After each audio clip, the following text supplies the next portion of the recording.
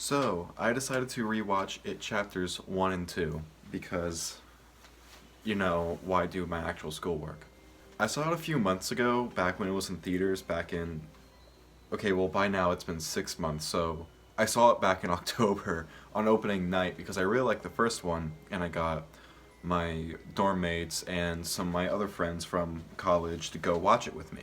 And it was an experience. Just starting off, you can tell that all the child actors from the first movie are now 2 years older, yet they try to make it look like the same age. For some of them, it's not as noticeable. I think they actually use digital de-aging on some of the actors, like Finn Wolfhard. But for Jaden, I forget his last name. You can tell that he's aged. He just looks taller. His face looks different already just in like a year and a half. And so that's not really the movie's fault, but I mean, it kind of is. I definitely think that It Chapter 2 bit off a little bit more than it could chew. They relied a little bit too much on the child actors from the previous film. But you know the old saying, if it ain't broke, don't fix it.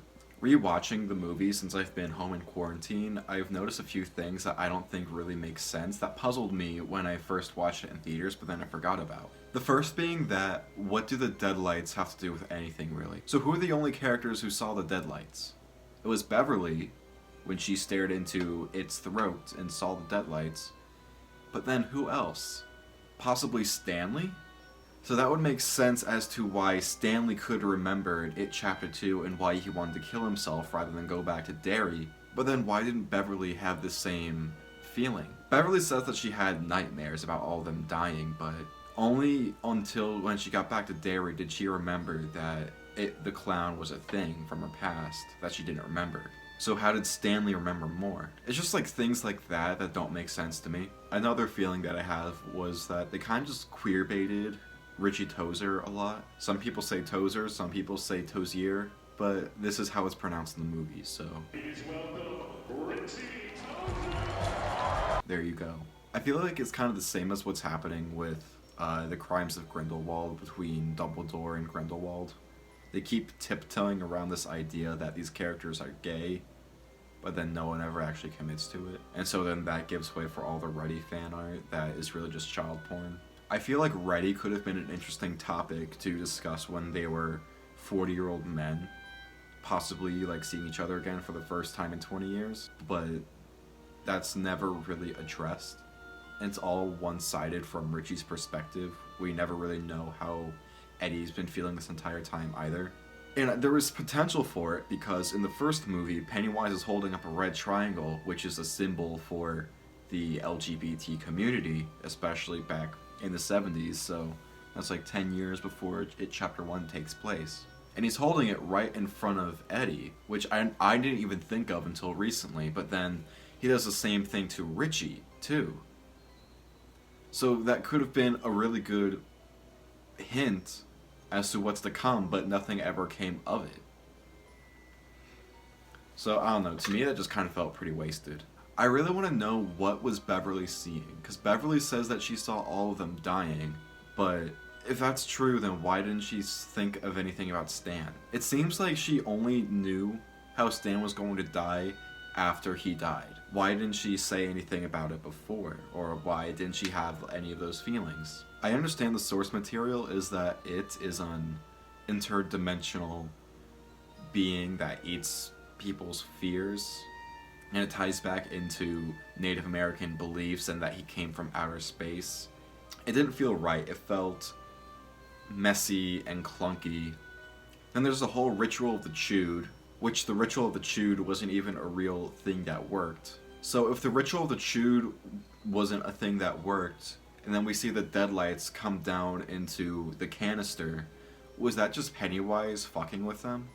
Because right when the deadlights get in the canister, that's when a giant balloon comes out of it and Pennywise appears. So was Pennywise just messing around with them, like trying to give them hope, but then was just planning on killing them? Because then when they kill him, the ritual of the chewed has nothing to do with it. The only thing that has to do with Pennywise's death is all things must abide by the form they're in, or however that phrase went. I don't know. I've never read the book, so I'm not sure exactly what happens in it. But the idea of Mike staying in town and growing up to be the crazy old mad black man who lives in the attic of some building just didn't sit right with me. It just felt very stereotyped, and I know a lot of stereotypes come from the originality of Stephen King, but I feel like because his work has just created so much around it, you have to create new stuff around Stephen King's work. On top of that, there was some pretty good mirroring going back and forth between the two movies, but I feel like mirroring the same imagery doesn't automatically mean you have a theme. It's cool to see, but at times it just seemed like there wasn't much substance to it. What I didn't understand about the Jade of the Orient scene was why were there like babies and eyeballs inside of the fortune cookies? The eyeball I could possibly understand because when we see Zombie Georgie during its attack at the climax of the film, he only has one eye, so maybe that's Georgie's eye. Some of the ideas I just don't understand, like a single bat wing coming out of it. The heads in the fish tanks I could understand because Pennywise eats people, but what does bat wings and baby faces on insects have to do with anything other than just being creepy? I feel like that was just visual noise. One of the biggest problems I had with this movie was when Ben sees Beverly at his summer school class, because the conversation that he tries to start with her just doesn't make sense with the course of the first film. So what happened was, after the first fight at the Niebolt house, the Losers Club splits up. And as far as we know, none of them really had any contact with each other except for Bill and Beverly. And nobody knew that Beverly was going to be taken by Pennywise into the sewers. So why does Ben start talking about the final fight that they're going to have? Because they all agree that they're not going to go and try to fight Pennywise again after Ben gets cut up. And I don't know, there's just something about Ben's older actor that I didn't find very convincing. The town of Derry just almost seems to be empty, like the movie didn't have enough funding to hire extras for any part of the movie except for the fair scene. There's multiple shots of them walking around town and there's no one else on the street. There's no one even working at the hotel they're all staying at. Why? Where is everybody? We get to see like an early form of Pennywise from Mr. Kirsch. I think that's what his name was supposed to be. I looked at some of the stuff on Wiki, like pages about it, but I wasn't really paying attention. And so if we know that he arrived probably early 20th century, early 1900s or so, so then why is there a drawing of Pennywise the Clown for the town's founding of when it was like a beaver camp?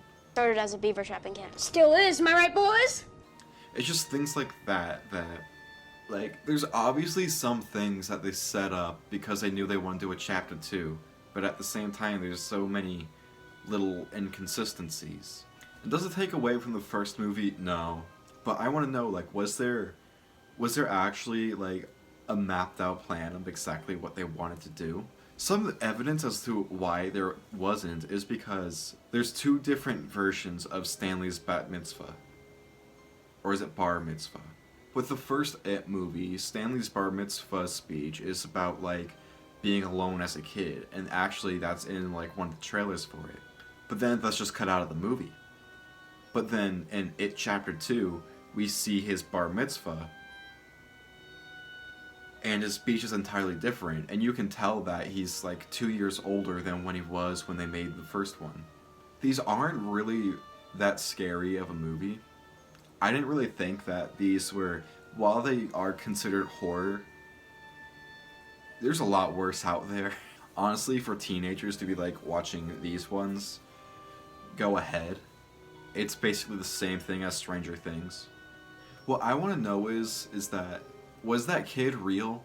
The one that they see at the Jade of the Orient restaurant, and then the same one that lives in Bill's house. Is that kid real? Because I feel like there's a good amount of contextual evidence as to why that kid isn't real, because it's just too many coincidences line exactly up.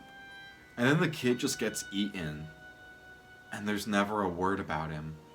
There's never, like, the movie just kind of glosses over the fact that we witnessed 2 kids being eaten. And that's another thing as to why did Pennywise have all those bodies floating in the first one, but then every time we see him taking people, he just kills them right there and eats them. What was the point of that? Wait, so why were all those bodies floating then? Because the way I took that was that Pennywise was stocking up on food to eat for the next 27 years. But then why don't we see that happening in It Chapter 2? And like, where was that giant pile of garbage that he was collecting from all the people he was abducting? Was it just because he only just started abducting people again? Because it seems like he already had a pretty decent track record, but like, we don't see any other bodies in that sewer. Like, we don't even see Adrian's body again, the guy he killed in the very beginning of the movie. And so I get why he would kill Adrian. He literally fell right into Pennywise's hands. So does Pennywise take adults too?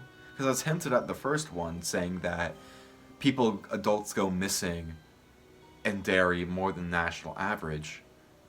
But like, you gotta wonder as to like, why is no one investigating this at all? Is there just like an unlimited amount of people living in Derry? Was Adrian's death ever investigated? I mean, really, because the people who did that to him beat him half to death and threw him off the bridge. They're never mentioned again. We only get like a look at Adrian when Pennywise is taunting Richie in the park. But again, that's never brought up. So I guess Adrian his death was never solved. So I guess Adrian, there was just never any real justice for him other than Pennywise being killed. Because let's be real, like Adrian was pretty much dead already when Pennywise got him. So we're just gonna ignore the fact that all those like homophobic people on the bridge beat him and then threw him off the bridge. So what happened to the hole that Pennywise fell down in at the end of the first one?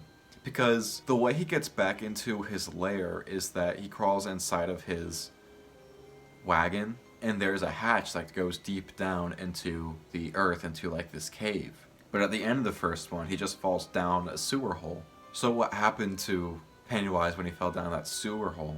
It's just things like that don't match up consistently between the two movies. It feels like you can take Henry Bowers out of the whole movie and it almost wouldn't make any difference. Henry Bowers contributes nothing to the story. You see Henry Bowers break out of his mental cell, and then he stabs Eddie in the face. And so all that means is that Eddie has a bandage over his face, and that's it. Henry Bowers contributes nothing to that story. And what's odd about Henry being in the story is that he drives around in his friend's blue car.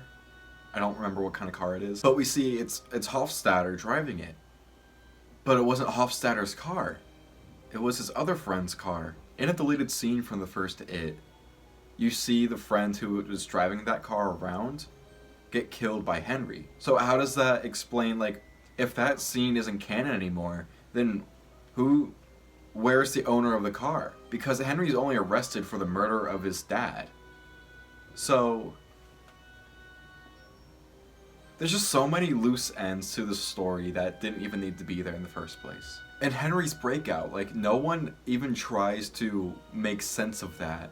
Did the Losers Club even know that Henry Bowers broke out of his mental hospital?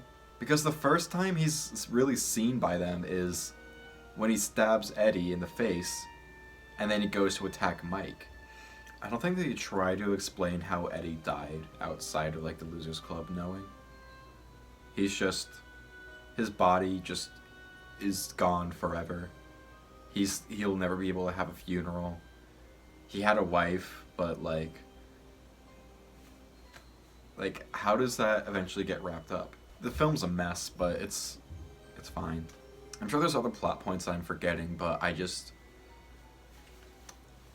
I've watched this movie twice in the past week. I don't need to watch it again. So at the end of the day, is Reddy canon?